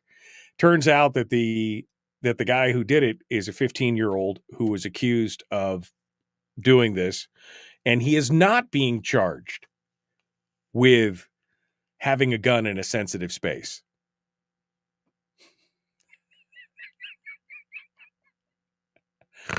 Oh man, it's crazy stuff. Oh, and Harold is not reading the room. We're not talking about Trump. We don't care about Trump. I mean, maybe listeners care. I could give two poops less about what's going on with that right now. But, hey, read the room, pal. That's how it works around here. Thank you, Debbie, for that blatant reminder of the PragerU. In fact, if anybody up in Fairbanks wants to go see Dennis Prager, here's what we'll do. I'll give one pair away on Facebook, and I'll pick the first person that sends me an email, me@michaeldukeshow.com, saying pick me in the subject line, and you have to give me your name and your guest name for the PragerU luncheon on the 24th, and I'll give you a pair of tickets. First person, me@michaeldukeshow.com. Bring it up. Quick. All right.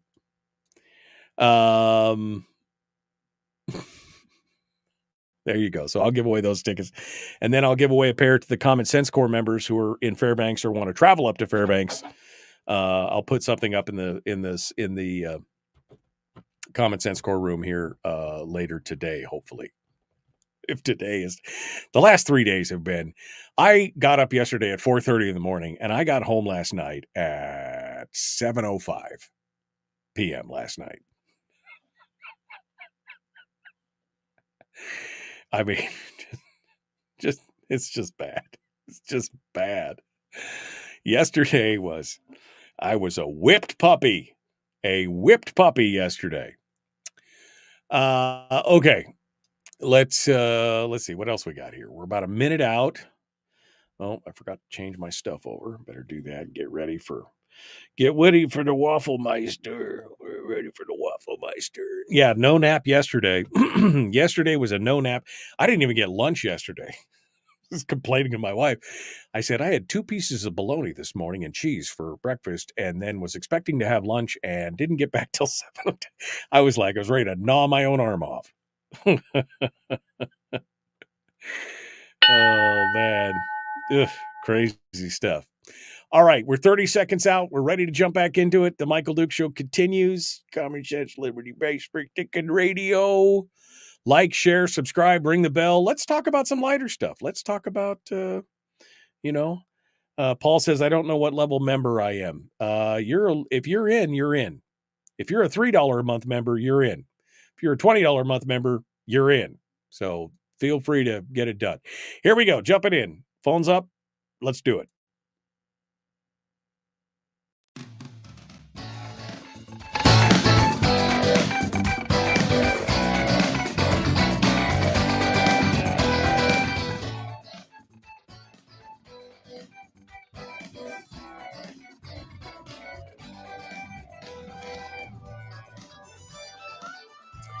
So many buttons to push. So many buttons to push. So many Oh my God. All right. It's Friday. That's all I can say. It's Friday. Let's get to it. Willie Waffle, wafflemovies.com, bringing us the weekend entertainment review.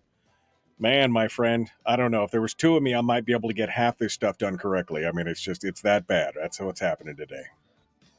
You earned your weekend. That's what this is proving. You've given your all. That's right. You've given it for the people. That's right. Now you need to go sleep.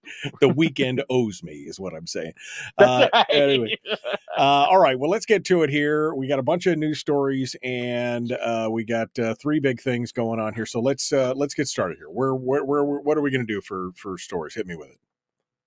We're going to hit my favorite story first, and that would be dun, dun, dun, subscribers are suing Amazon. No, they're a little upset. A little bit. So yeah, they were a little bit angry, because they turned on the ads on their streams, and a bunch of people have joined together in a class action lawsuit claiming that Amazon was misleading them by charging an additional fee for ad-free streaming. They're saying it's a breach of contract. It's a violation of state consumer laws because they made the ad tier the default. Now, this is the interesting twist. I mean, there's a lot of talking here about, well, you've been talking forever about how it's ad-free and you promised it was ad-free. Here's the twist I like. Some of these people had already bought subscriptions for the entire year. Yeah, well, I did. I just recently renewed. It's the same thing. And that was one of their bragging rights. Oh, it's ad-free. You love it. It's ad-free. Yeah. Yeah, and I think that's I think that's going to be the key to this case. Like, like you bought a year-long subscription. You were promised a certain service for that year. And I think that service was no ads. I'm with you. It was a selling point, but also it's a change in the terms that you never consented to. They just dropped it on you one morning. And, I'm sorry, there's still some laws in this country. Yeah. Somewhere. Yeah, somewhere. And Amazon is the biggest kid in town, but you can't really just kind of arbitrarily, I mean, it is a contract. I mean, whether you like it or not, maybe you didn't read the EOUA, maybe you didn't do maybe you just click through everything, but it is a contract. And it is California, the land of lawyers, and they're asking for some money.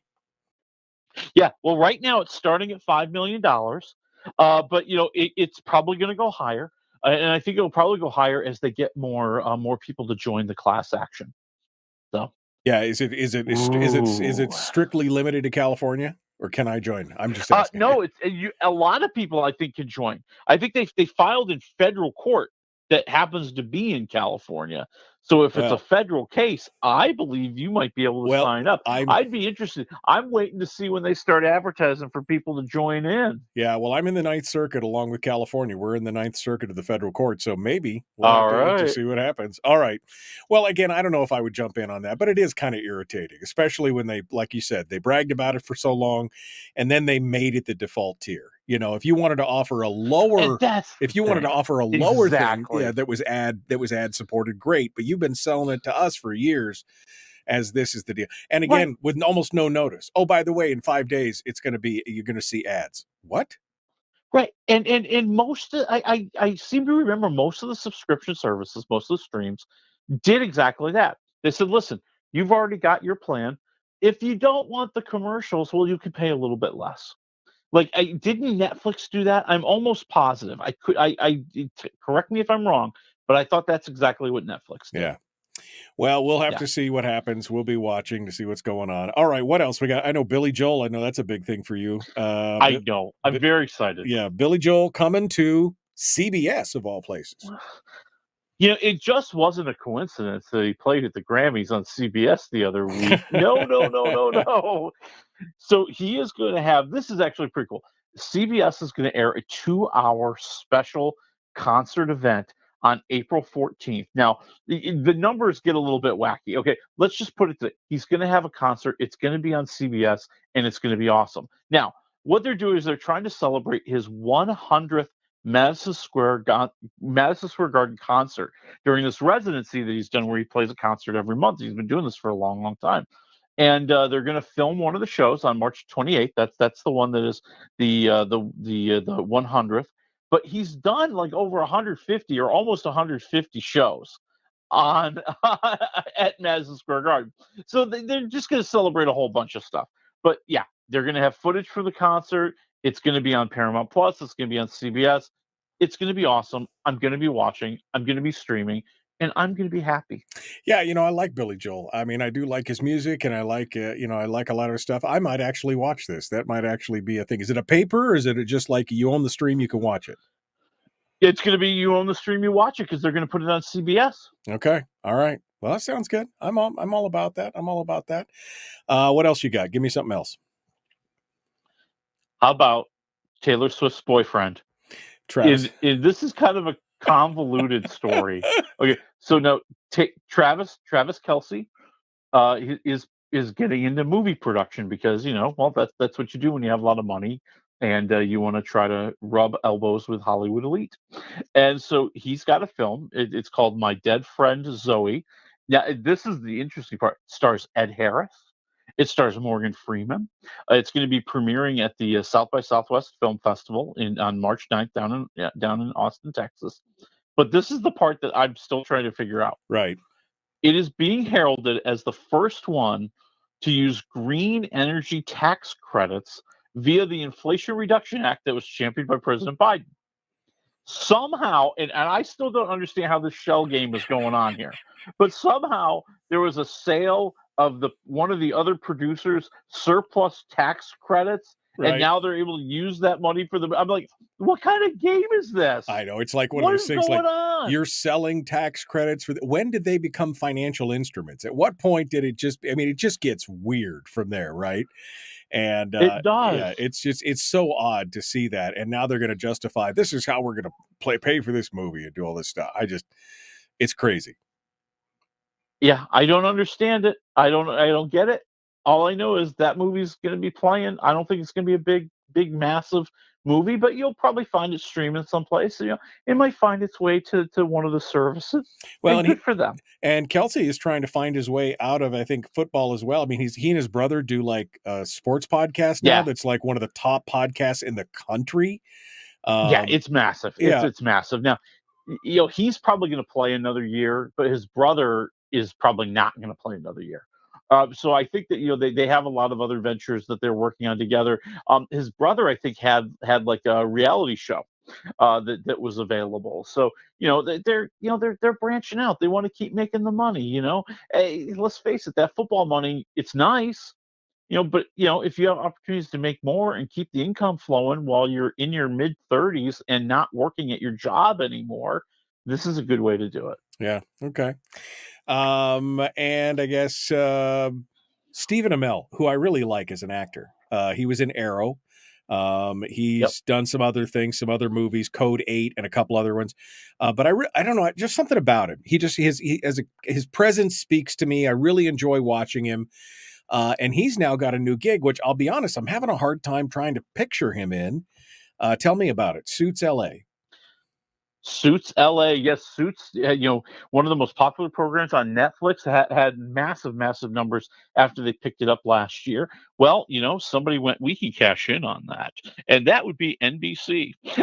So they are making Suits LA a spin-off of the original Suits, and Stephen Amell is going to be the lead in the production. Now they're going in to do the pilot in late March. And they're hoping that it'll get picked up and maybe even be on the air this fall. And again, Suits is about lawyers, right? I mean, I haven't seen it, but it's lawyers. Yeah, so I mean, Stephen Amell is usually kind of this rough and ready and brutal, kind of character, and I just have a hard time him putting on a suit and being like, "I'm a lawyer." It's just I don't know. I'll have to see it. Maybe that'll be the story, that his character doesn't belong. His character's a rebel. He's different. And that's what makes it different. Right. That's what makes it Suits. Spends his nights in biker bars, and during the day he comes out to put the lawyers in. I don't know. Okay. What if he became a lawyer while he was in prison? Yeah. Oh, there you go. There you go. And now he's out. Prison lawyer. And now he's just top lawyer in LA. Big neck tattoo or something. And all right. Well, let's move over to the movies and stories. We've got 3 different ones in theaters and a Netflix documentary. You give me bad to good. Good to, good at the top. Okay. So we start, if we're starting with bad, dude, we're starting with Madam Web. Oh my God. This is so, oh God. Okay. So this is part of the Spider-Man universe, but the part that Sony owns, where they can't really use Spider-Man. So they're like using all these other characters and all these other villains that, aren't part of the other Spider-Man universe, the one we care about, the one with Spider-Man. And so Dakota Johnson plays Madam Web. They never call her Madam Web. She's basically this paramedic. She can sense the future, and she uses this power to protect 3 women who, as we watch the movie, we learn how special they are to the future. And how else can I say it's cruddy? I mean, is there any more word I need to put into that? I mean, seriously, it's cheap. It's phony. It's got horrible writing. Every actor and actress just looks lost. They're like, "Oh my God, I can't believe I signed up for this. What am I doing here?" Dakota Johnson, she's okay, but she doesn't have a good character to play. This character's kind of average. And now they bring in Sydney Sweeney, they bring in Isabella Merced, some other young actresses that I guess are supposed to attract some more folks. I feel bad for them because I think they're both very talented. They're stuck in this thing. It's flat, it's pointless. It's all about the action scenes, and the action scenes aren't even all that good. So as my favorite character from the Mike Myers movie, So I Married an Axe Murderer, says, "It's crap." It's complete and total crap. Right? Oh, it's horrible. It's zero waffles. Oh my God. Okay. All right. Boy, my heart just stuttered for a second. Okay. Too bad. So sad. Bye-bye. All right. On to the next one. Then that would be Bob Marley, One Love. Yes, it's the story of Bob Marley. And in a very smart way, I think, the way the biofilms that I like are doing these days, we focus in on a serious event. We focus in on a period of time in his life. And this period of time is when he is shot in 1976 as he's preparing to play a peace concert. There's a lot of political unrest in Jamaica, and he gets out of town, man. He heads off to London, and we see him kind of moving forward with his career, making one of his big albums, trying to connect with his family, with his wife, who he's not that nice to, but he's kind of dedicated to her. It's a complicated relationship, so we see that playing out. And I think it's okay. I just think that they could have played up more of Bob Marley's history and his role in, I don't want to say creating reggae, but making it super popular, and making it as influential as it was in the early 80s. I mean, him going off to London inspired a lot of ska music that came out of London. That was a big deal. I don't feel we really get a good sense of that. Right. Remember UB40? I mean, they came right out of London. They were definitely, that was a huge band that started with the advent of Marley bringing everything mainstream. Yeah, so I feel that it just it goes through the motions. It tells the story. Kingsley Ben-Adir is the guy who plays Bob Marley. Does a great job, kind of getting down his movements, his attitude, his aura, if you will. But the rest of the movie just it's passable. I'm at like 2 waffles. It's okay. It's okay. Middle of the road. Okay, I can live with that. Finally, last 2 minutes. Lover, stalker, killer. Let me tell you something. This is the best damn documentary I have seen in so long. Oh my. All right. So here's the deal. It's a documentary. This really happened. We interview the people that it really happened to. So it's a guy who, he breaks up with his lady, and he decides, well, I'm going to have a little fun. I'm going to play the field. I'm going to get on the dating apps. And he meets a couple of ladies. And how do I put this nicely? One of them goes crazy. And she starts threatening him. She starts attacking people in his life. Oh my God. She is terrorizing this dude. And they're trying to figure out, how are we going to stop her? And I'm telling you, the story here is one of the best stories. If somebody had made this into a movie and didn't tell me it really happened, I would never believe you. Wow. But it did happen. I mean, did she boil his rabbit in a pot? I mean, it's just like, it's. Oh, we're at that level. I'm not kidding. We're at that level in this movie. Yeah. That's how out of control things got. And it really becomes cool because then they bring in the guys who were in the police department who had to try to track this woman down, had to try to find her. And their investigation is really just shocking to watch as you see them putting the pieces together. And yeah, man, it's a 4-waffle documentary. This is so good. Wow. This is so good. Well, Terry, I can hear her clapping in the other room right now. She's so excited. All right. Lover, stalker, killer, 4 waffles. All right, Willie. Thank you, my friend. As always, it's great to talk with you. Next week, we'll see you then.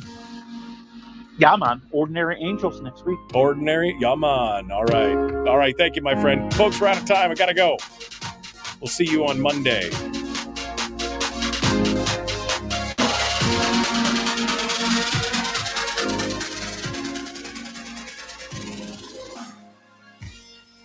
Yeah, I mean, I hadn't heard anything about this, and I know that you're a documentary fiend, and so is Terry, and especially if it's crime and everything else. And oof, man. Okay, well, maybe she might make me sit through this one if it's that good. So I'm telling you, you okay. I want you to play your cards right here, my friend. Play my cards right. I want you to go to Terry. I want to be Terry. Let's have a special night together. I've heard about this great movie. I know you're gonna love. Have one of her favorite treats, maybe a little ice cream or something. Make it a special night. And it's a win-win because you're going to love this movie. And it's just a movie, right? It's not a series. It's just a couple hours. It's just a movie. Hour and a half. In and out, baby. In and out. Okay. Yeah, because they don't get too crazy. They don't try to buff it up. They don't try to kind of put in a lot of filler. They just tell the story straight through. Yeah. And that was the thing I appreciated the most. Yeah. All right, my friend. Well, thanks for the love advice. I appreciate it. Wait, are you still? That's what I'm here for. Are you still single? All right. Okay, we got totally single.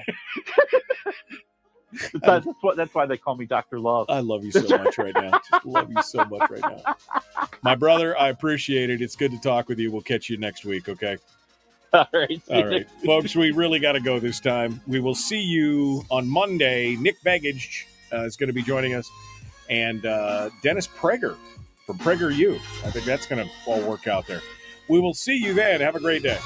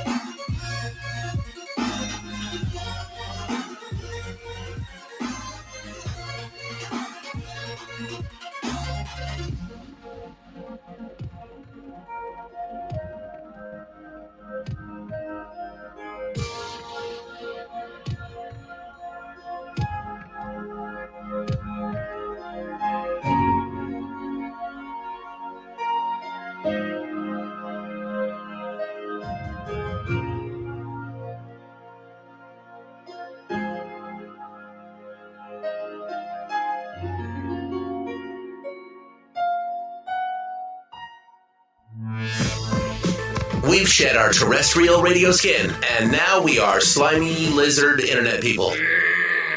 It's the Michael Duke Show.